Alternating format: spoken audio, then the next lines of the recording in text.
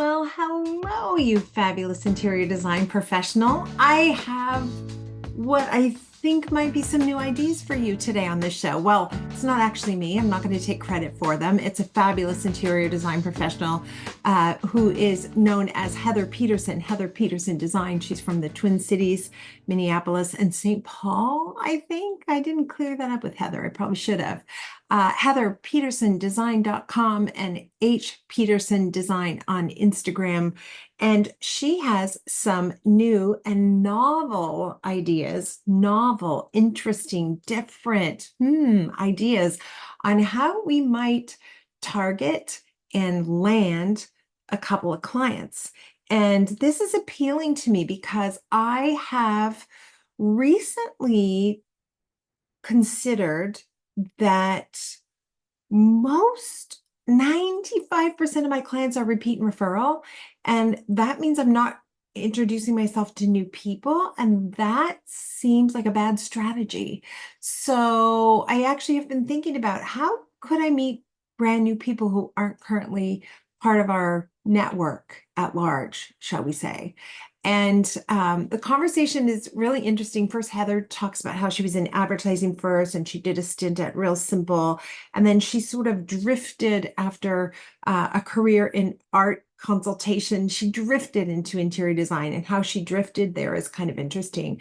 But toward the end of the episode, she talks about two ideas she's had and she's implemented to gain client traction. And I think there's just a ton of merit there. And I think you're going to really enjoy this episode. In any case, I enjoyed very much talking to Heather, and as I enjoy very much talking to you. So if you've got a great idea for the podcast, come on. What are you waiting for? This is your year. 2025. Is that possible? Could it possibly be 2025? I don't know. I remember years ago calculating how old I would be in the year 2000 and would I still be alive? And I remember I was really young. I remember thinking, yeah, I'll be alive, but I'll be too old to do anything. Turns out I had a pretty poor perspective of what life was going to look like. And here we are in 2025 and things are, we're still hanging in there, aren't we? Great conversation with Heather. Some announcements as usual from Cheryl Horn. I'm so glad you're here. Well, to start, Happy New Year's. It is 2025. Something about like 5, 10, 15, 25. It seems like it's so significant that it's 2025. It's going to be a big year. We want it to be a big year. We want it to be a successful and profitable year.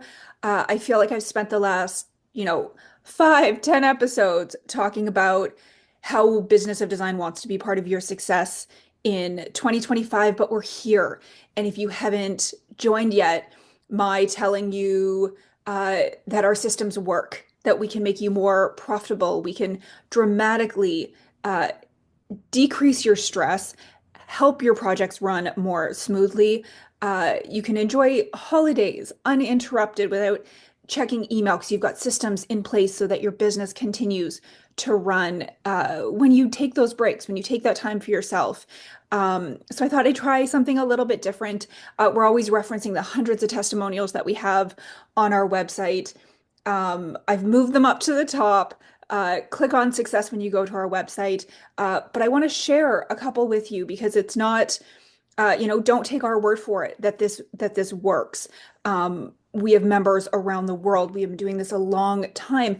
We just celebrated 20 years, and we have so many designers again around the world. We're so happy to have been part of their success, and they've stuck with us to stay part of the community. Get those refreshers, whether that's retaking a course or just joining us every month for live coaching to hear what other people are doing and share their expertise, give back to the community. I just wanted to share a couple of testimonials with you. I'm going to read them right off the site from Dana in Wisconsin. I've studied and implemented the 15 steps into my design practice. I have confidence, quality systems, and a great understanding of how to run my design business. I now have my own studio and shop, and I have tripled my income. We say that a lot. We have written testimonials. This is not the only one that says tripled income.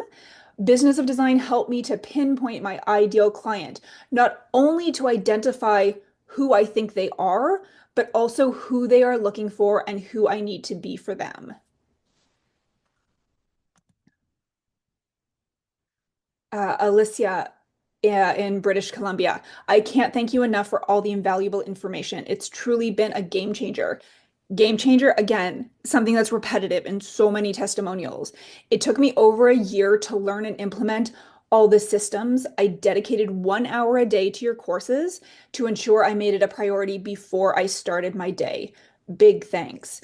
That's something that we always implement or emphasize the implementation part of this. Um, if you only have a half an hour a week, do a half an hour. As you incorporate systems into your business, it will free up your time that a month from now, you're going to have an hour a week, 2 hours a week. And even though you have that time away from working on projects to dedicate to working on your business, the time you spend is going to be so much more profitable as you implement this. You are not losing revenue in your business by taking time away to work on your business. One last testimonial that I'm going to share with you before we jump into this episode from Robin in Sydney, Australia. Thank you again for your guidance and generous sharing of experience and learning. I love the transparent, tell it like it is approach. This has been the most valuable, relevant, and practical training I have undertaken, and I have a new attitude to my business and my clients. As others have done, my take-home income has probably tripled since I joined Business of Design several years ago. It takes time. You're not going to transform your business in 1 month or 2 months. You can power through courses in that time, sure, uh, but the goal is to implement. The education part of this is endless. There's so many courses out there, programs out there. You can learn and learn and learn. But if you don't take what you learn and implement it in your business, this year is going to be no different than last. So please let Business of Design help make this your best year yet. Reach out to me, Cheryl at businessofdesign.com, if you have any questions about what we do here at Business of Design. And we hope to see you within our programming. We hope to see you face to face at our BOD Live coaching every single month. We will help you implement, we will help you change your business and improve it. And we just want to be part of your success this year. So take care. Again, Happy New Year. It's 2025.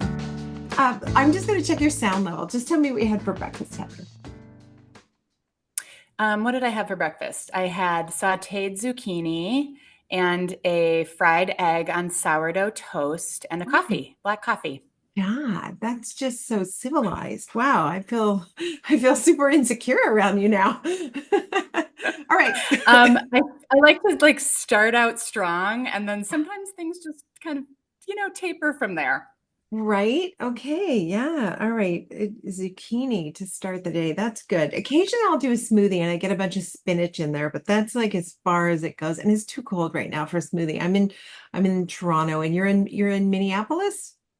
Minneapolis, yeah. Okay, so it's chilly where you are too. That sounds like a good warm breakfast to kick things off and a good introduction to the conversation which we're going to have, which is about kind of nourishing yourself, nourishing your business by marketing better, by getting your message out in a more positive way, in a more interesting way, or as you say, in a more novel way. Is that fair to say, Heather?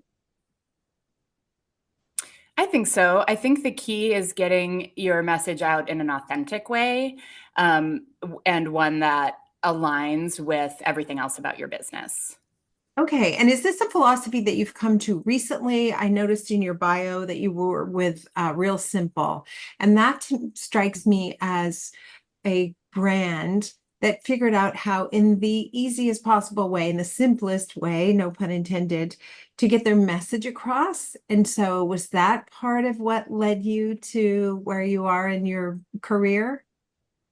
I would say that yes, to directly answer your question, I was only there for about a year, and it was, one stop on the journey to where I am now. But I do think that a strong sense of narrative and storytelling has been part of everything I've done. I was actually a creative writing major in college and art history minor.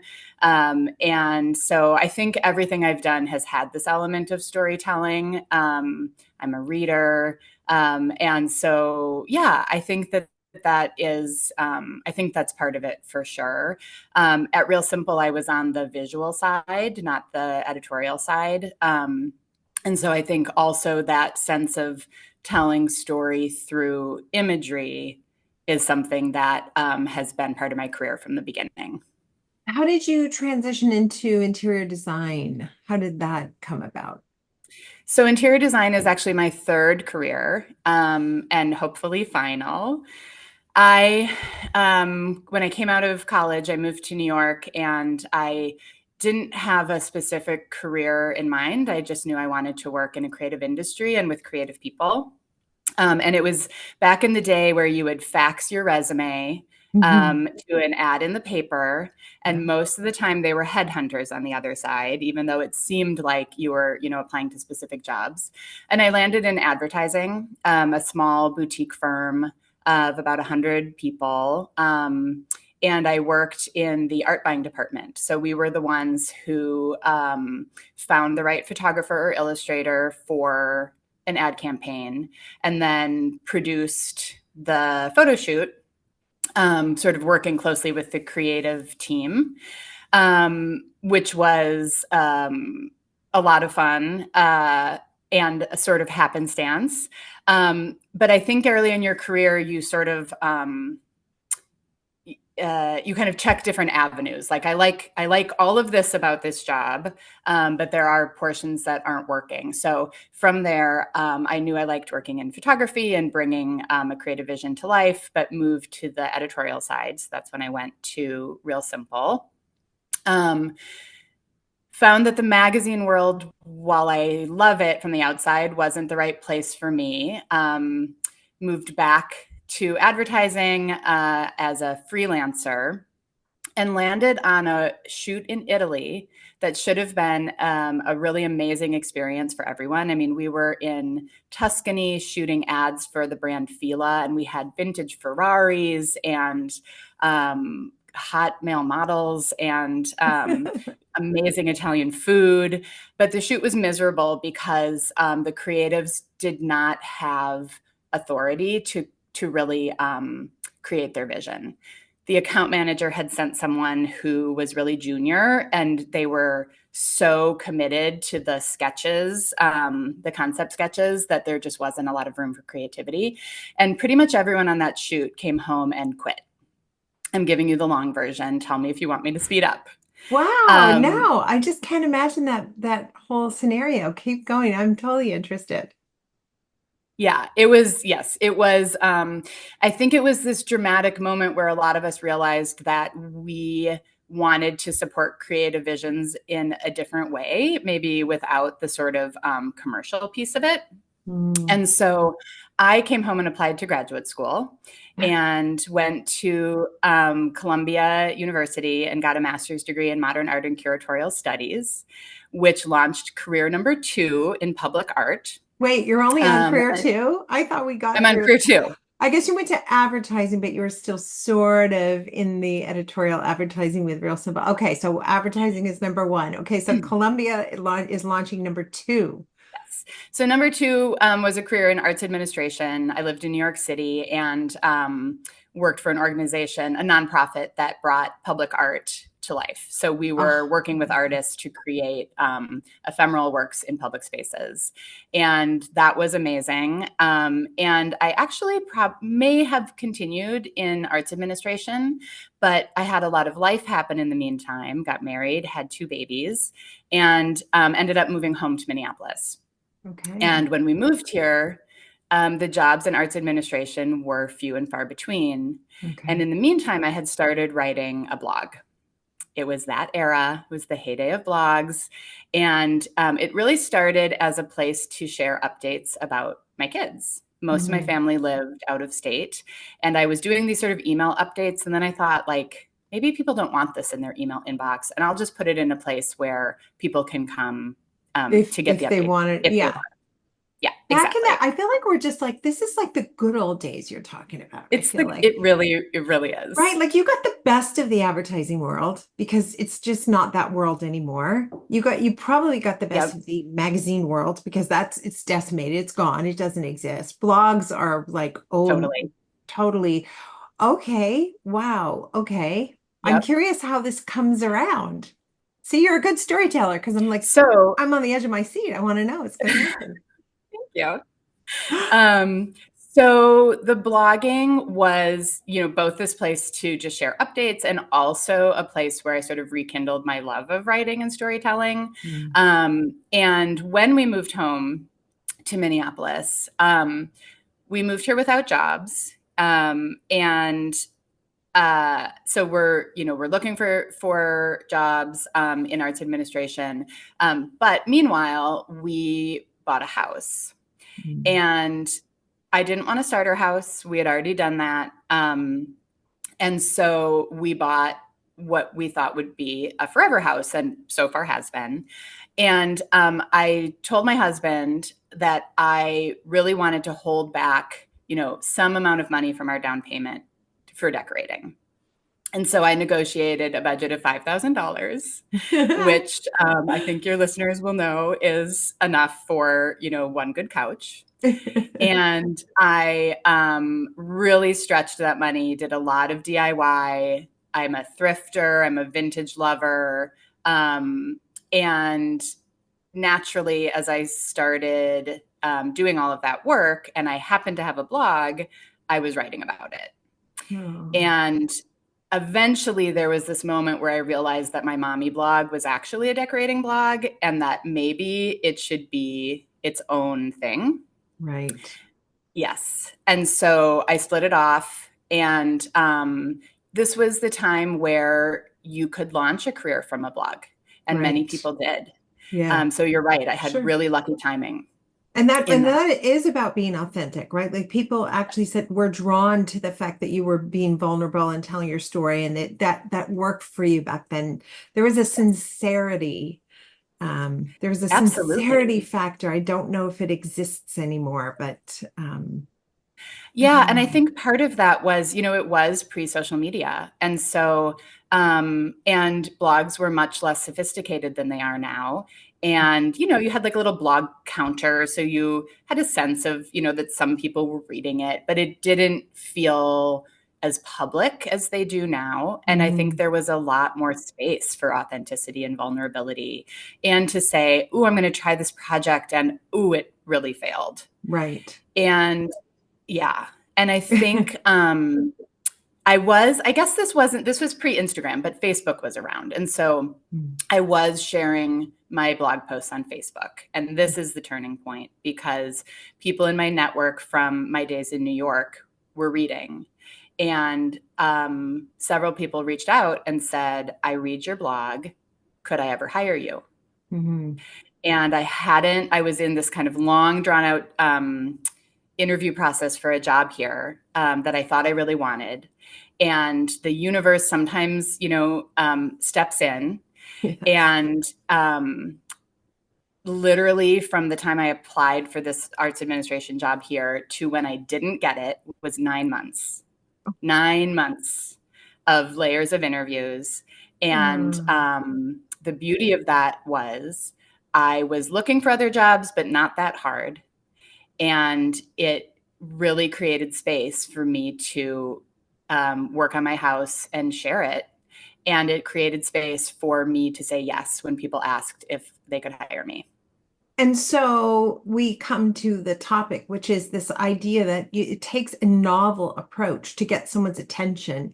And that was then, and this is now. What worked then is not going to work now. And so many of us are scratching our heads and say, what on earth am I supposed to do to get anyone's attention these days? Whether I'm looking for my first client or someone to put in my pipeline, what are the kinds of things that I'm going to be able to do to get attention? So that's where I want us to Absolutely. veer off. Where do we start? I'm just going to throw my hands up and say, I don't have a clue, Heather. I hope you have some ideas.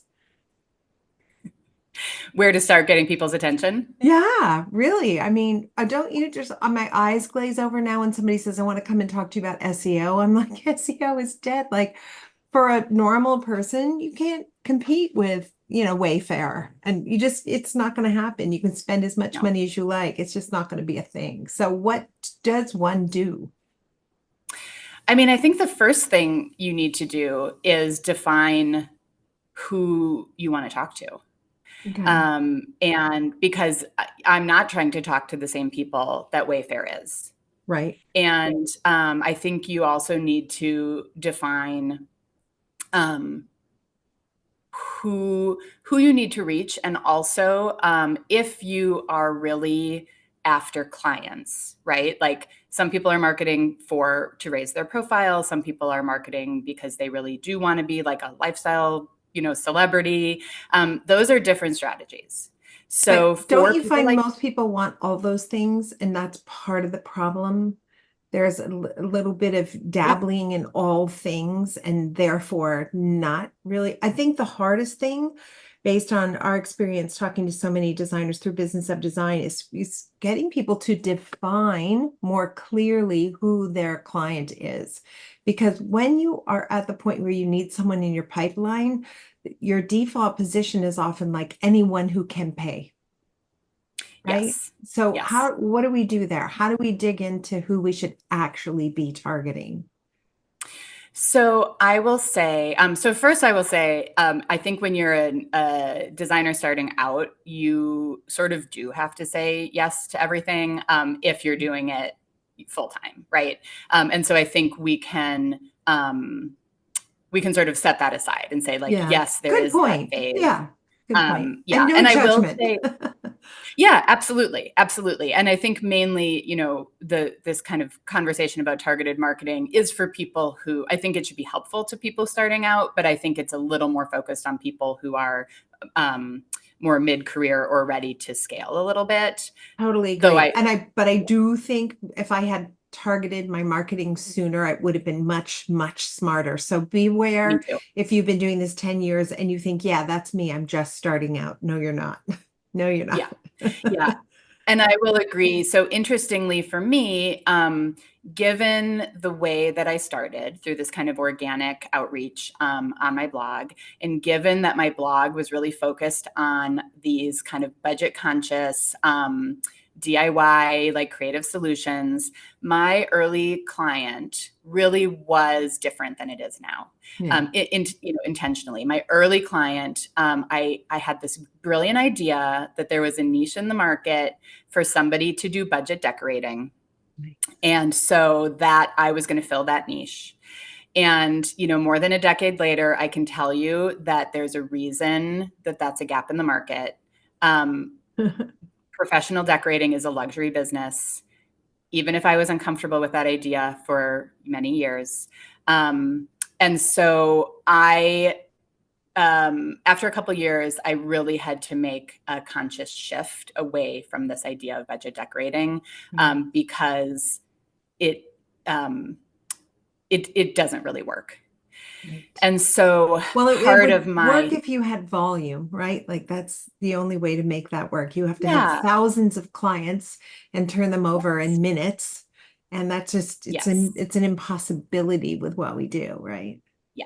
Yeah. No one's figured it out. And I mean, I do think like I hope someone comes along and figures it out, because there are so many people who would benefit from it, who want design support but can't afford full service and aren't getting what they need from sort of designer for a day. But that's Yeah. probably another whole hour-long conversation. Yeah. Yes, but so I've had to walk that back. And I also made the mistake early on of thinking like, well, I'm going to just talk to everyone, and some people will find me. Very undefined on both ends, on Right. what I wanted to do and who I wanted to work with. Right. And what's the problem So, there? Why is that a problem? well, um, I would say that's a problem because like you will get some clients that way, right? Like you'll get some clients putting things out there. But if you're not intentional about who you want to reach, you have no idea what to say. Right. Right. I mean, and I do think that there is now a lot of somewhat generic design out there. And so maybe there's a space for that. But I have always worked, like, we're actually known for the way that we mix things together that don't necessarily go together. We are not known for a specific look. There are a lot of designers who are very successful with that. But if you are known for your process, which we are, or if you are known for an eclectic aesthetic, I think it can be much more difficult to clearly communicate to your client, because in a way you're communicating a concept or an idea and not a sort of buzzword or a really specific, we're not, we did recently do a whole SEO overhaul, and it is working, which is interesting. But we couldn't use words like coastal or, some of these like very defined styles that you understand. Right. Yes. Yeah. And so, we over the years have, I think, dug deeper and deeper and deeper into understanding who it is that we want to work with, so that we can speak more directly to them. So you've narrowed the pool that you want to cast this net over, mixing all Yes. kinds of metaphors there. Yeah. So, and then you have to then reach out to them. So the first thing is you got to figure out in a narrow way who it is you want to work with and Yes. what you're going to do for that person. And then you have Yep. to get their attention. So should we focus on how you're going to get their attention? Sure. Or I guess maybe to just lay the groundwork for that, I will say, so I ended up working with a business coach who I've been working with for years, who was really helpful to me to define that niche. Right. And so now we have a much better understanding that they are likely in their sort of 40s to 60s. They have a house with interesting bones. They value the sort of quirks of their home. They want a collaborative process. They don't want a designer who's going to just come in and do it with little input. We want to work with people who many have not worked with a designer before. They want to be educated. They want to really tell their own stories in their home. And yeah, and I think some of that, when I say it, feels like, isn't that what everybody wants? But the answer is no. No, I'm thinking Yes. specifically of my clients are the kind of clients who say they hate that when they walk up the stairs feel uneven because they're old and they've sagged on one side. They want the stairs to be perfect. So it's a Oh, complete yeah. opposite We client, right? don't do perfect. Yeah. Yes, we don't do perfect. And in fact, like, if that's what you want, we're just not the right fit. Right. And I will say, I mean, design is a really long-term relationship. And so even if you can sort of like be what they want, or they can be what you want in the beginning, eventually it's going to come out that it's not a fit. Yeah. Right. Like, we have clients that we've been working with for 6 years, 8 years, 10 years. And I think the reason that we're still working together is because it's a fit. It doesn't mean that like we're a great designer or they're a great client. It means that our values and desires and process and personality and all of that are aligned. Yeah. There's a synergy and a mesh. Absolutely. And if you're saying that, if you're not saying who you are, how can you possibly have that synergy and mesh? That makes sense to me. And you're right about that. Like, if I'm going to pose myself on social media or Instagram as somebody who does this certain look and aesthetic, once a client gets to know me and see that that's not actually what I do, then that relationship's going to fall apart. So that's back to your point about being authentic. Yeah. And then everybody's wasted everybody's time. Right. Yeah. Yeah. Yeah. I just sidetracked. Your question was, how do we speak to them? Yeah. Because I'm Yeah. assuming like we're not going to do a blog now. Mm. Maybe our blog's back. Um, Blog's cool. Blogs have we've been talking a lot about what that might look like and what we would want out of it. But no, I don't think blogs are the way of the future. And I will say I know that a lot of designers have been really successful with Instagram, and a lot of designers really get work from Instagram. But I think when you're thinking about dedicated marketing efforts, you really need to look at where your clients are coming from and put your investment there. So we do not get work from Instagram. We got one project in all of these years. We don't have a huge following on Instagram, and I think this is because we do have a broad style. So depending on what day you come to our feed, you might think we're one thing or another, and it's something we're working on. And we can talk more about that later. But we do know that we get almost all of our clients are repeat or referral. Right. And so and I think that's true for a lot of designers. It's a very personal business. And so we realized that what we need to do is stay in front of our clients, make it easy for them to refer us to their friends, coworkers, potential clients.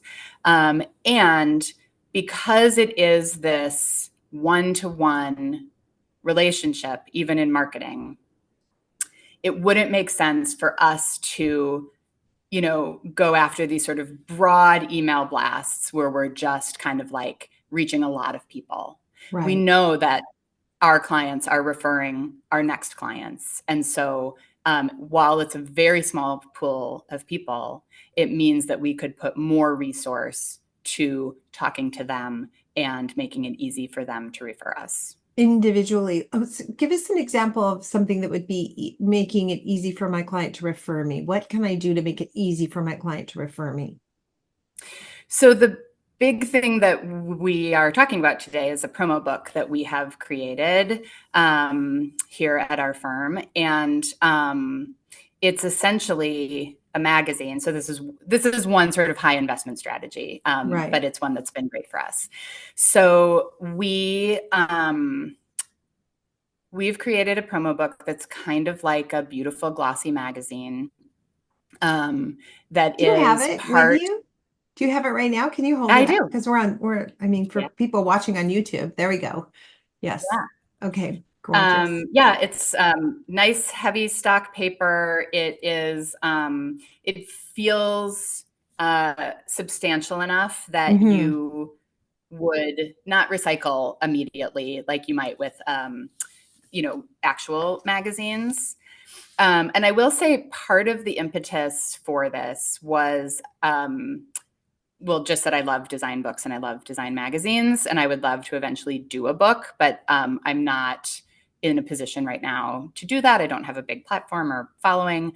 But I was listening to a podcast once, and I'm going to get the people wrong, but let's just say that someone was interviewing Mark Sykes, and Mark Sykes met somehow through social connections Oprah. And Oprah was looking for a decorator and said, "Oh, send me your book." As if like every decorator has a book that they can just like order from Amazon and send to you, right? And I thought, oh, what a great idea. I should have a book that I can send to potential clients, right? Like logical. And I thought, well, I'm not going to get a publishing deal right now, but I know how to make a magazine. So let's do that. Right. And the fun thing about it is two things with our clients and referrals.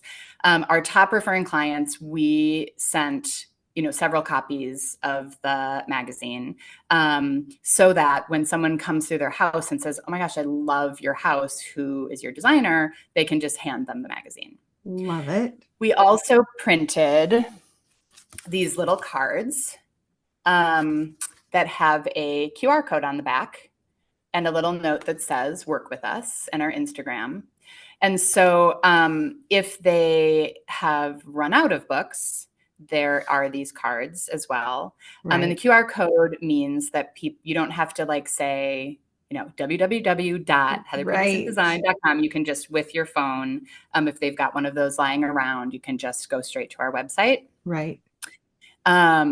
which is just like really, really easy. The other thing is our referring clients know that when they refer someone, if it's, if they haven't seen each other in person, we will immediately drop one of these books in the mail. Mhm. And I don't have this piece with me, but we designed a custom box Oh, to it's put it in. gorgeous. Yeah, I Oh, got a thank you. copy because I wanted to see what this was. It's absolutely stunning, and you're right. There's a feeling of I can't get rid of this. This is too special to put aside. Got to leave it out. Yeah. So the box, we wanted to feel a little bit like you're getting a gift, Yeah, because like, how often do we get any good mail anymore? right. Right. And we've just heard feedback that people love getting it. They love opening it. And then when you open it and there's sort of like confetti, not confetti, but Some all of sparkles. the packaging feels a little bit like a celebration. Yeah. And so, so our clients know that that's what their friends will receive. And I think part of what's exciting about it now, this is starting to change, but when the book was first published, most of the projects that we share in it, because it is a bit portfolio, were not yet on our website because of the sort of long cycles with publishing. Right. And so it wasn't just repackaged. There was new work for them to experience within the Nice. book. Yeah. Beautiful. And then how long have you had the book, and what ROI have you seen? Have you gotten new clients? What's been the result? So I feel like it's maybe been 6 months, but this year, who knows?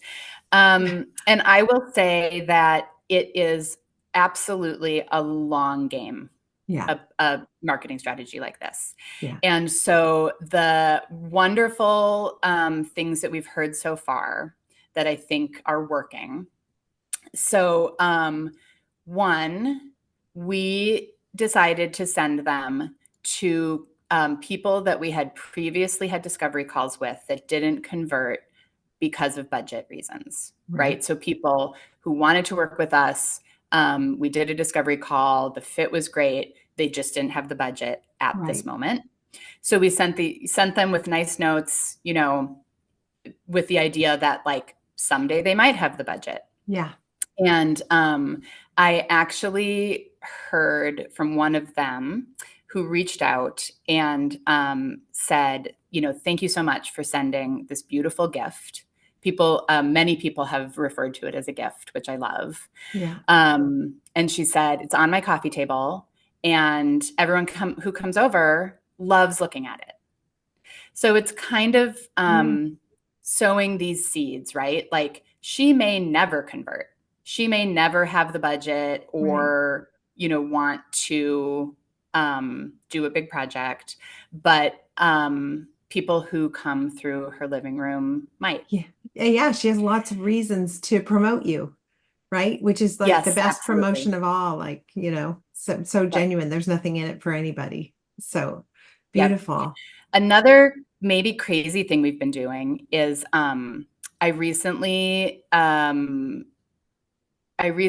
did a series of Instagram and blog posts with the idea of sort of manifesting dream projects. And so we, part of this is about wanting to work more locally. Right now, we do projects all across the country, partly because of my network from my days in New York. And it's wonderful, and it's such a great opportunity. and it's hard and exhausting, and the travel is a lot. Yeah. And so we've really been focusing on putting down more substantial roots here in the Twin Cities. And so these dream projects, we actually used real listings of amazing homes that we felt could benefit from partnership with us. So, like really specific mid-century houses that needed a lot of work, but needed to be honored and respected. Like we didn't want them to be torn down or torn Right. out. And so we did these sort of mood boards for 6 different local properties, shared them in Instagram stories, wrote blog posts about sort of how we would think to approach, calling out that the client was the missing piece because we're very, Oh, I client love driven. it. But just kind of sharing like how we would approach these homes. And the very first one that we shared in stories, within 5 minutes, a photographer that we work with messaged me and said, my friend just sold that house. So his friend is the real estate agent, right? Wow. Small world. And so within 15 minutes, the blog post was in the new owner's inbox. And we went one step further, and we knew it would be, however long before the house closed. So maybe a month later, we sent the box with the magazine with a note saying, "Dear new homeowner, we love your house." And we had this moment where we thought, okay, is this really creepy that we are like just blind sending, a box? And then I thought, my ideal client would love to know that there's this designer who's excited about their house, right? So in our note, we said, like, obviously we don't want people to feel pressured or weird in that way. And we said, we have no idea if you will want a creative team, but if you are considering an interior designer, we'd love it if you checked out our website.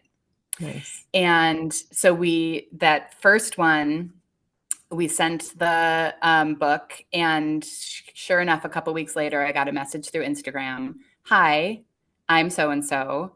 I bought that house. I loved the gift you sent me. And she said, we don't have the budget for an interior designer right now, but man, this job is hard.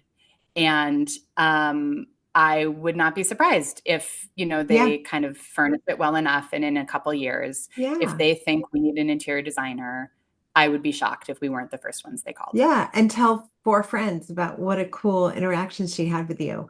So I love that. I do feel like those are new approaches, and maybe everybody listening is thinking, how I'm going to figure out how I can adapt that. I want to ask you one super practical, really nosy question, but what sort of budget do we need to assign to putting together something as substantial and beautiful as the book you produced? So that's a good question, because I think we were really lucky. At my longtime graphic designer, I think really gave us a great deal on the design. So you should budget for first, you shouldn't go into a project like this and if you don't already have a variety of beautiful professional photography, right? Okay. So there's that whole investment that's kind of a separate thing. The beauty of publishing now, of self-publishing, is that there are really great options where you can print a very small print run. I think these books print for about $10 each. Okay. And the boxes, we use the boxes also when we're like sending samples out of town. So we have like 200 of those or something. And I think those boxes are maybe $3 each. Yeah. Mailing the whole thing is about $7. Okay. So each one, not including creative fees, is about $20 investment. Okay. So that gives everybody something to think about. And, people are scrappy. They might know someone who can help them with the graphic art, or maybe you're going to just put aside some thousands of dollars to make it happen. It may be, I mean, if I got one client of something like that, it would pay for the creative team. So I think it's Exactly. a genius idea. Thank you so much for giving us so I will many. say, Go ahead. No, you go ahead. Oh, I was just going to say so philosophically, because we're so personal and sort of like client to client and small in that way, we don't advertise. Mhm. We don't have any paid advertising, and so our marketing budget is primarily all of the professional photography. Our graphic designer, our website, and so we did have a lot of room in the budget. I feel like we spent less on this endeavor than we would on, 1 year of advertising, even just in one regional publication. Completely. And it's so targeted and so controlled, right? Like Mhm. everyone that goes out, we know who's getting it, and we write a personal message, and the whole thing is probably more work, but I think that level of personal is how we work. And Mhm. so like I said, if somebody got the box and thought it was invasive,